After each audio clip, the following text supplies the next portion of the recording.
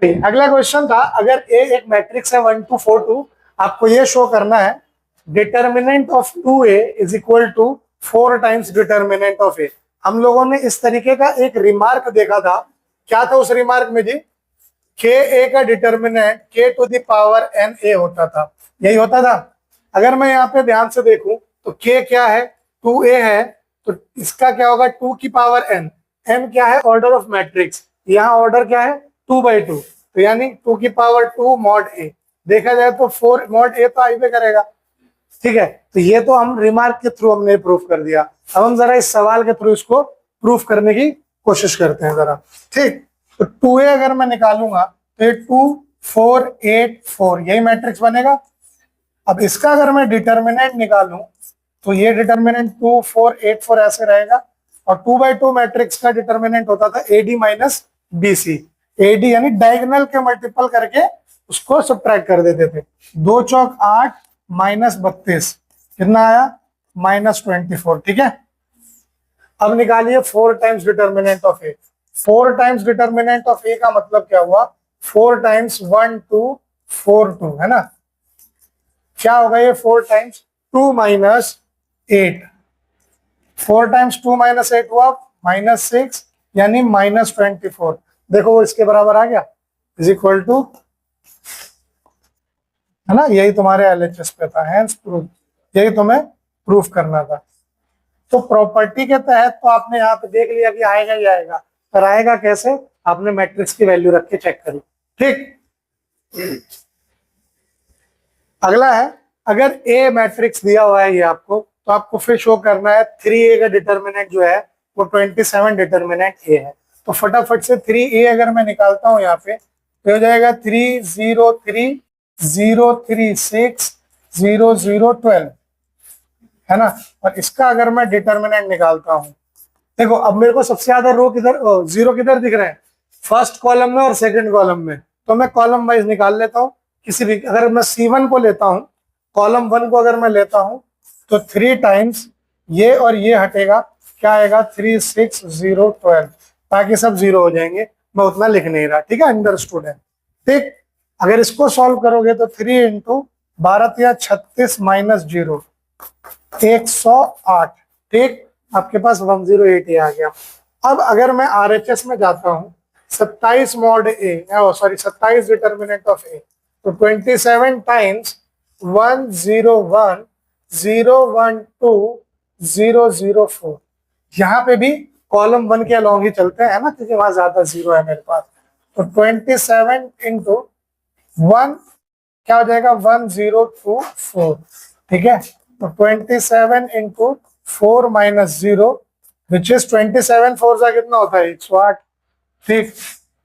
वो किसके बराबर हो गया? देखो यहाँ पे 3a के डिटर्मिनेंट के बराबर, विच इज LHS। यही तुम्हें प्रूफ करना है, कोई दिक्कत?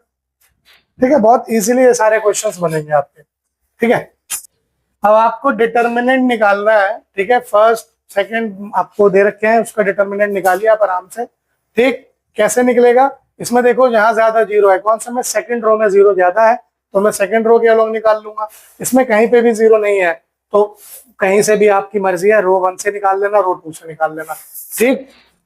देखो यहाँ पे अगर अलॉन्ग में R1 चलता हूं, तो मैंने बता रखा है जब भी इवन रो या कॉलम लिया जाएगा तो प्लस माइनस प्लस, ठीक है। और जब भी ऑड लिया जाएगा तो माइनस प्लस माइनस, ठीक है। तो अलोंग R1 अगर मैं लेता हूं तो 3 टाइम्स फर्स्ट रो और फर्स्ट कॉलम हटा दो, 1 3 -2 1, ठीक है। फिर माइनस माइनस ऑफ -4। आपको ये ध्यान देना है कि अगर यहाँ नेगेटिव टर्म है तो आप उसके नेगेटिव को यहाँ नहीं रखोगे, माइनस तो रहेगा, उसका नेगेटिव भी उस टर्म के साथ रहेगा, ठीक है। फिर फर्स्ट रो सेकंड कॉलम हटाओगे तो 1 2 -2 1, ठीक है। प्लस 5 टाइम्स 1 1 2 3, ठीक है। ये हो गया 3 इंटू 1, 3 2 जा 6, माइनस में है तो 1 + 6, minus into minus plus 4 into 1 + 4 plus 5 into 3 -2, ये हो गया 3 into 7 plus 4 into 5 plus 5 into 1, कितना हो गया? 21 20 5, 46 आपका ये आंसर है। आंसर देखना है, लास्ट आपकी रियल वैल्यू ही निकल के आएगी। ठीक है, ये आपका सॉल्यूशन। ठीक, अलोंग रो 2 है ना, रो 2 के तहत हम चेक करते हैं, है ना। तो क्या था, माइनस प्लस माइनस, तो मैं सीधे थर्ड उठाता हूं, पहले दोनों में तो जीरो ही आना है। तो माइनस ऑफ -1, इसको हटाएंगे तो 0 3, सॉरी 0 नहीं आएगा, 3 -1 3 -5, ये हो जाएगा 1 -15 जमा 3 -12 इसका आंसर। क्या बात है।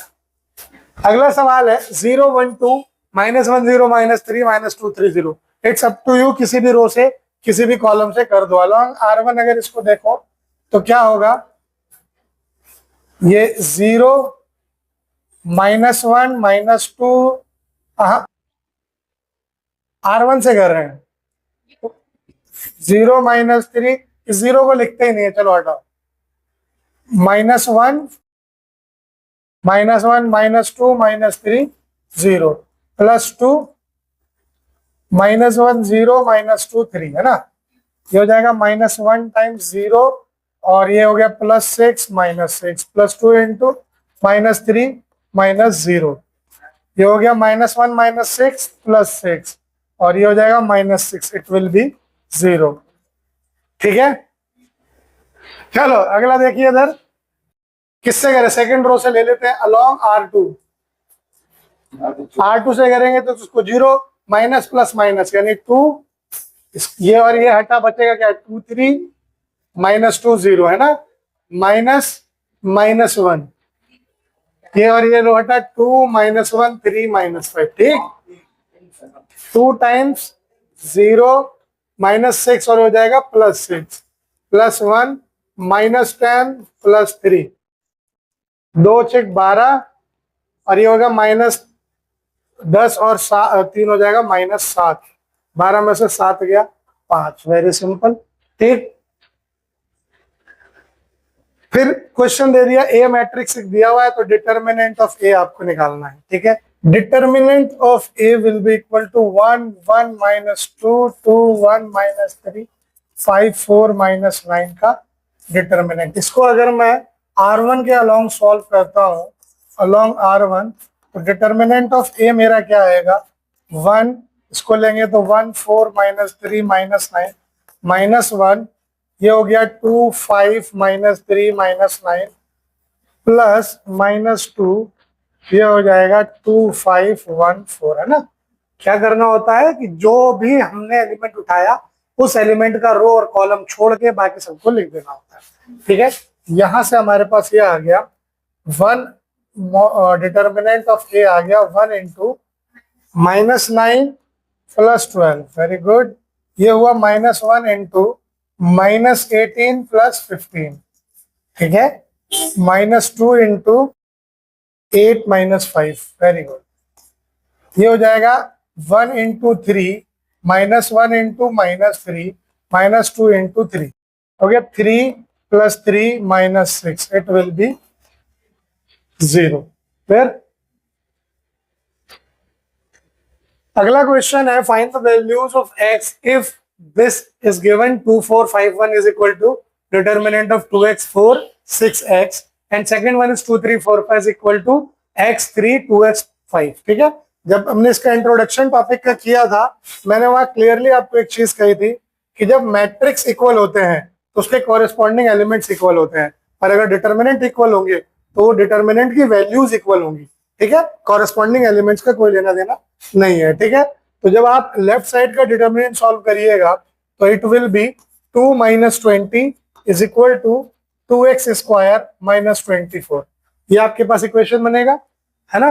तो it will be equal to -18 is equal to 2x square -24।